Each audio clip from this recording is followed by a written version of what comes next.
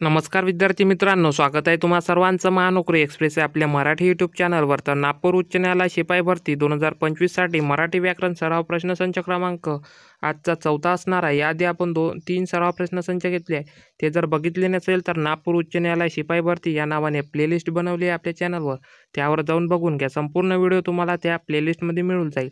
तर चला आजच्या व्हिडिओला सुरुवात करूया। आजचा आपला पहिला प्रश्न असा असणार आहे, खालीलपैकी एक दीर्घत्व संधीचे उदाहरण आहे ते ओळखायचं आहे। तर आपल्याला ऑप्शन दिलेले आहे, ए लंबोदर, बी महेश, सी दिग्विजय, डी सदैव। तर या ऑप्शनपैकी महेश हे एक दीर्घत्व संधीचे उदाहरण आहे, म्हणून या प्रश्नाचं उत्तर होईल ऑप्शन क्रमांक बी महेश। त्यानंतर आहे प्रश्न क्रमांक 2, प्रतिवर्ष हा शब्द कोणत्या समासाचे उदाहरण आहे? ऑप्शन दिलेले आहे, ए तत्पुरुष, बी अव्ययीभाव, सी द्वंद्व, डी बहुव्रीही। तर प्रतिवर्ष हा शब्द आपल्याला काळ दर्शवतो, म्हणजेच कालवाचक शब्द आहे, म्हणून या प्रतिवर्ष हा शब्द अव्ययीभाव समासाचे उदाहरण होईल, म्हणून या प्रश्नाचं उत्तर होईल ऑप्शन क्रमांक बी अव्ययीभाव। त्यानंतर आहे प्रश्न क्रमांक 3, अबब हा शब्द खालीलपैकी कोणत्या प्रकारचा आहे? ऑप्शन दिलेला आहे, ए केवलप्रयोगी अव्यय, बी विशेषण, सी उभयान्वयी अव्यय, सी क्रियापद। तर अबब हा शब्द उद्गारार्थी शब्द आहे आणि हा केवलप्रयोगी अव्यय आहे, म्हणून या प्रश्नाचं उत्तर होईल ऑप्शन क्रमांक ए केवलप्रयोगी अव्यय। त्यानंतर आहे प्रश्न क्रमांक 4, लक्ष्मीकांत या सामासिक शब्दाचा विग्रह करा। ऑप्शन दिलेले आहे, ए लक्ष्मीचा पती, बी लक्ष्मी आहे कांता ज्याची तो, सी लक्ष्मीचा कांत, डी लक्ष्मी प्लस कांत। तर लक्ष्मीकांत या सामासिक शब्दाचा विग्रह होईल लक्ष्मी आहे कांता ज्याची तो लक्ष्मीकांत, म्हणून या प्रश्नाचं उत्तर होईल ऑप्शन क्रमांक बी लक्ष्मी आहे कांता ज्याची तो। त्यानंतर आहे प्रश्न क्रमांक 5, सामान्य सर्वनाम असलेले वाक्य कोणते? ऑप्शन दिलेले आहे, कोणी यावे कोणी जावे, बी हा खरी चेंडू आहे, सी कोणी नक्षीस मिळवले, डी कोण आहे तिकडे।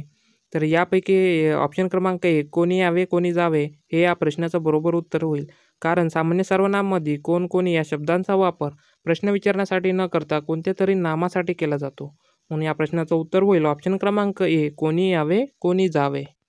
त्यानंतर आहे प्रश्न क्रमांक 6, आमची तारा आता कॉलेजला जाते या वाक्यातील अधोरेखित नाम कोणत्या प्रकारचे आहे? ऑप्शन दिलेले आहे, ए विशेष नाम, बी सामान्य नाम, सी धातुसाधित नाम, डी भाववाचक नाम। तर तारा हे सामान्य नाम आहे, परंतु या ठिकाणी विशेष नामासारखा वापर केला आहे, म्हणून या प्रश्नाचं उत्तर होईल ऑप्शन क्रमांक ए विशेष नाम। कधीकधी सामान्य नाम हे विशेष नामाचे कार्य करत असते, म्हणून या प्रश्नाचं उत्तर होईल ऑप्शन क्रमांक ए। त्यानंतर आहे प्रश्न क्रमांक 7, मूळ मराठी वर्णमालेत एकूण वर्णांची संख्या किती आहे? ऑप्शन दिलेले आहे, ए 50, बी 47, सी 48, डी 52। तर एकूण वर्णांची संख्या आहे 48, म्हणून या प्रश्नाचं उत्तर होईल ऑप्शन क्रमांक सी 48। त्यानंतर आहे प्रश्न क्रमांक 8, सचिनने शतक ठोकले वाक्यातील कर्त्याची विभक्ती ओळखा। ऑप्शन दिलेले आहे, ए षष्ठी, बी द्वितीया, सी चतुर्थी, डी यापैकी नाही। तर या प्रश्नामध्ये सचिनला ने हा प्रत्यय लागला आणि ने हा प्रत्यय तृतीया विभक्तीचा आहे आणि ऑप्शनमध्ये तृतीया विभक्ती दिलेली नाही, म्हणून या प्रश्नाचं उत्तर होईल ऑप्शन क्रमांक डी यापैकी नाही। त्यानंतर आहे प्रश्न क्रमांक 9, आपण स्वतः 2 शब्द बोला, अधोरेखित सर्वनाम कोणत्या प्रकारचे आहे? ऑप्शन दिलेले आहे, प्रश्नार्थक सर्वनाम, बी पुरुषवाचक सर्वनाम, सी दर्शक सर्वनाम, डी आत्मवाचक सर्वनाम। तर या ठिकाणी आपण हे सर्वनाम तुम्ही या अर्थाने दर्शविलं आहे, म्हणून या ठिकाणी या प्रश्नाचं बरोबर उत्तर होईल ऑप्शन क्रमांक बी पुरुषवाचक सर्वनाम। त्यानंतर आहे प्रश्न क्रमांक 10, राजा घोड्यावर बसून निघाला वाक्यातील अधोरेखित शब्दातील सामान्य रूप ओळखा। ऑप्शन दिलेले आहे, ए घोडा, बी घोडी, सी घोड्या, डी घोडे।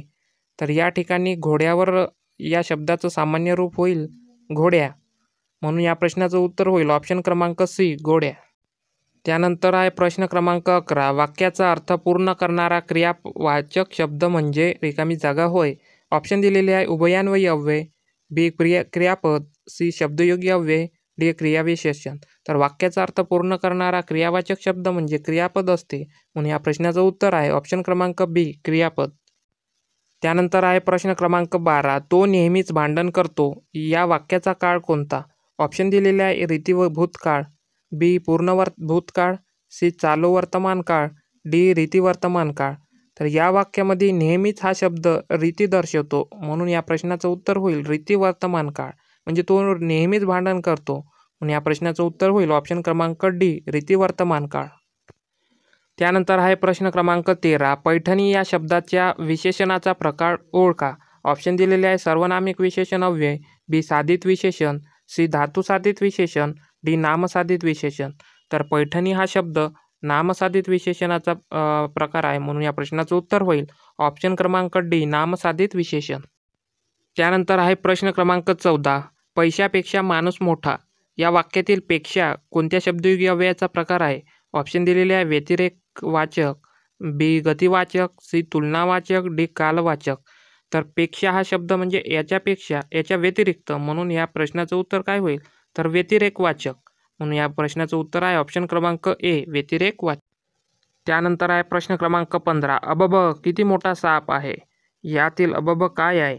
ऑप्शन दिलेले आहे केवल प्रयोगी अव्यय, बी उभयान्वयी अव्यय, सी क्रियाविशेषण अव्यय, डी क्रियापद. तर या वाक्यातील अबब हा शब्द आश्चर्यदर्शक केवल प्रयोगी अव्यय आहे, म्हणून या प्रश्नाचं उत्तर होईल ऑप्शन क्रमांक ए केवल प्रयोगी अव्यय. मित्रांनो, व्हिडिओ आवडल्यास व्हिडिओला लाईक करत चला आणि चॅनलवर नवीन आला असाल तर चॅनलला सबस्क्राईब करा, जेणेकरून अशाच प्रकारचे व्हिडिओ तुमच्यासाठी घेऊन येत राहतो. तर चला भेटूया पुढच्या एका नवीन व्हिडिओमध्ये. तोपर्यंत धन्यवाद.